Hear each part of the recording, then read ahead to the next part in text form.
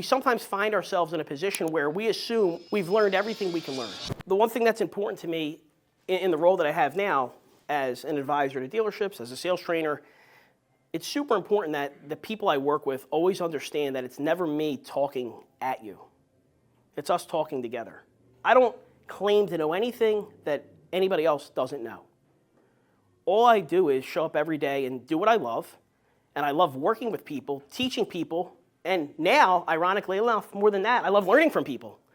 And I hear something every single day from a salesperson who just got into business, from a lot attendant, from a service advisor, from a BDC rep, where I'm like, I like that. How could I mold that and package that to then deliver it to somebody else that they learn? So that's my thing. You know, I believe as a leader, nobody bleeds for the prince in the palace. You know, I'm an in the trenches kind of guy. For the guys that worked with me, I'm sure you remember me running through the showroom, down 42, chasing people to try to TO deals. That's the kind of guy I am. You know, the car business wasn't innate to me. I didn't know anything about cars. I didn't know anything about sales. I didn't know anything about the paperwork, anything about the process. And I almost didn't even show up my second day to work. Day one was such a shock to me that I was like, wow, for the first time in my life, I don't know anything. Even T-ball, I knew how to swing the bat a little bit. So I show up day two. I sit in the parking lot at Sunoco, staring at Woodbury Nissan, white-knuckling the steering wheel, 852, 853, 854. Finally, 858, I said, Aunt, you're going to embarrass your dad if you don't go in here. He used to work here. You know all the guys. You got to show up. And then somewhere along the line, things start to click. A lot of times salespeople ask me, who are early in their career, when does that profound moment take place? When does that switch get flipped where you're like, okay, I got it?